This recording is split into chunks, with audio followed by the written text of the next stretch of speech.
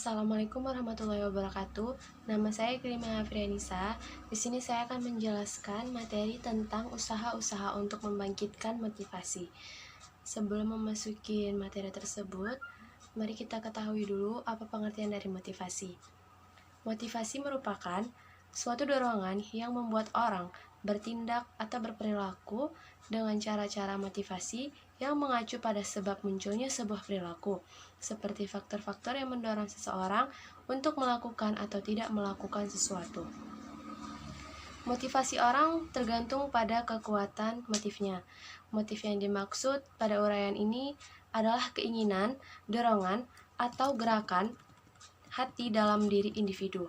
Dengan kata lain, sesuatu yang menggerakkan seseorang untuk bertindak dengan cara tertentu. Next, adapun beberapa usaha dalam membangkitkan motivasi terbagi menjadi dua, yaitu usaha dalam motivasi untuk siswa dan untuk mahasiswa. Yang pertama adalah membangkitkan motivasi belajar pada siswa. Yang pertama yaitu dalam kegiatan pembelajaran, mari kita usahakan pembelajaran berpusat pada siswa. Jadikan siswa sebagai seseorang yang aktif, bukan yang pasif, dan guru dapat menggunakan metode aktif dengan memberikan tugas yang menantang kepada siswa sehingga siswa termotivasi untuk menyelesaikan tantangan tersebut. Yang kedua, guru dapat menggunakan media belajar yang tepat. Media belajar yang menarik perhatian dapat membuat siswa termotivasi untuk belajar. Tidak harus sulit dan mahal, manfaatkan benda-benda atau apa saja yang ada di sekitar kita. Kemudian usaha yang ketiga yaitu tunjukkan antusiasme sebagai guru dalam mengajar. Usahakan guru tampil dengan bersemangat dan percaya diri. Kemudian yang keempat yaitu guru menciptakan suasana belajar yang menyenangkan. Siswa hanya mungkin akan belajar baik jika suasana belajar menyenangkan. Selanjutnya, yang terakhir adalah berilah komentar yang positif terhadap hasil kerja siswa-siswa kita.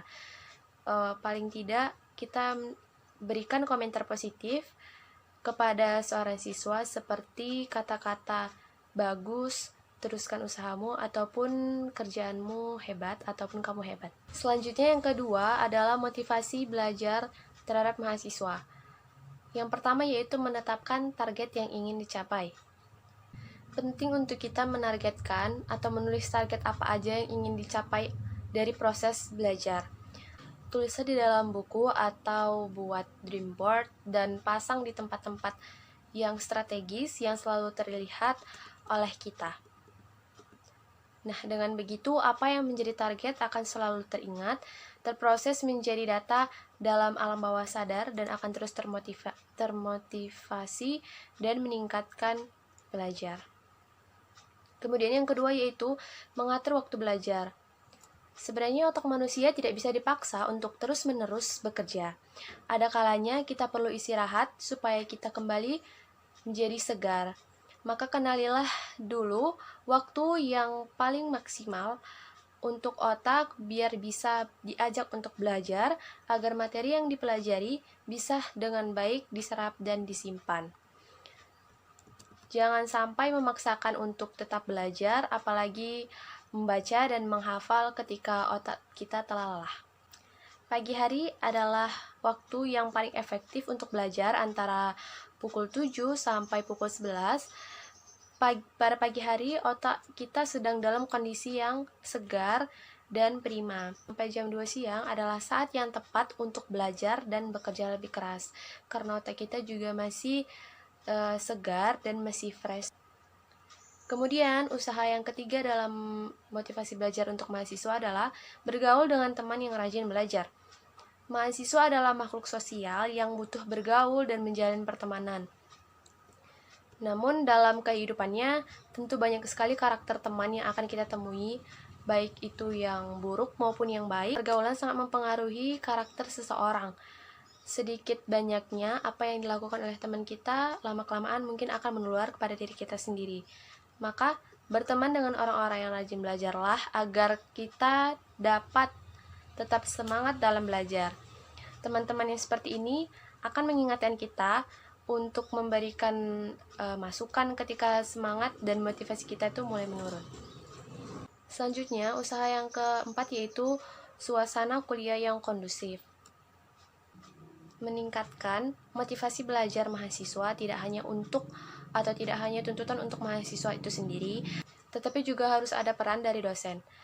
Sediakan ruang kelas yang nyaman, tenang, dan kondusif agar kita belajar menjadi nyaman.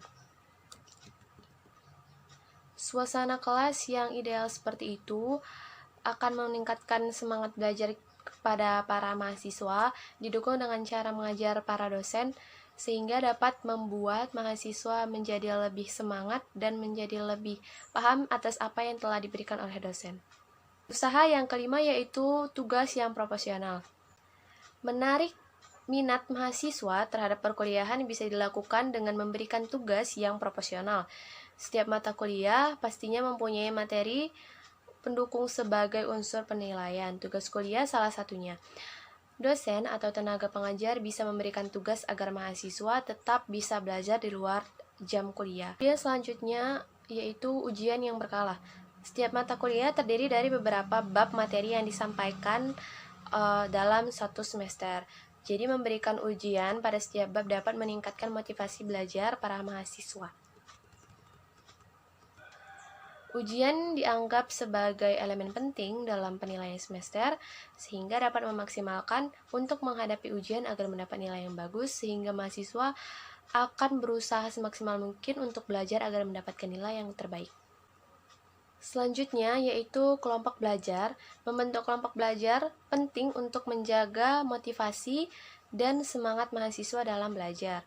Beberapa mata kuliah akan membagi mahasiswa menjadi beberapa kelompok dalam tugas lapangan atau tugas laporan ataupun praktikum. Selain untuk meringankan pekerjaan mahasiswa, juga berguna untuk melatih kemampuan kerjasama di dalam tim. Setelah usaha-usaha untuk membangkitkan motivasi dalam hal belajar, selanjutnya adalah usaha untuk membangkitkan motivasi dari kepala sekolah kepada staf-stafnya. Dalam meningkatkan motivasi kerja guru, kepala sekolah adalah peranan yang paling besar atau yang sangat besar. Proses belajar mengajar merupakan suatu kesatuan yang utuh dan tidak dapat dipisahkan antara pendidik dan peserta didik. Guru merupakan sebuah profesi yang membutuhkan keahlian, khusus sebagai seorang tenaga yang profesional. Keberhasilan peserta didik dipengaruhi oleh keprofesionalan guru yang mampu mengorganisir seluruh pengalaman beliau. Sedangkan kepala sekolah mempunyai tugas untuk membantu, memberikan stimulus dan mendorong guru untuk bekerja secara optimal. Agar pelaksanaan tugas-tugas itu dapat dikerjakan dengan baik, maka kepala sekolah dituntut mempunyai berbagai cara dan teknik supervisi terutama yang berhubungan dengan pelaksanaan tugas-tugas guru dan para staf-stafnya, dan pertumbuhan jabatan. Karena kepala sekolah sebagai pemimpin utama dan penggerak dalam pelaksanaan pendidikan dan pembelajaran. Berikut ini adalah usaha-usaha dalam meningkatkan motivasi dari kepala sekolah kepada para staf-stafnya. Yang pertama yaitu menjalin hubungan yang harmonis terhadap tenaga pengajar atau kepada para guru-guru. Kemudian yang kedua memberikan kesejahteraan kepada para guru-guru yang memadai. Dan yang terakhir adalah mengontrol dan mengevaluasi guru-guru agar menjalankan tugas mereka. Nah, itulah usaha-usaha dalam membangkitkan motivasi dari seorang kepala sekolah kepada para staf-stafnya. Selanjutnya adalah usaha untuk membangkitkan motivasi dalam dunia pekerjaan.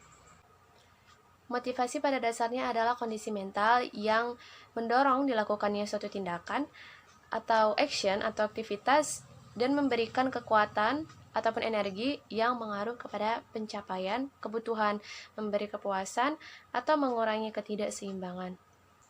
Di dunia kerja, motivasi atau gairah kerja seseorang dipengaruhi oleh faktor internal, yakni persepsi dan harapan karyawan terhadap pekerjaan itu sendiri, dan faktor eksternal seperti gaji, kedudukan, pangkat, prestasi, dan beberapa faktor lainnya.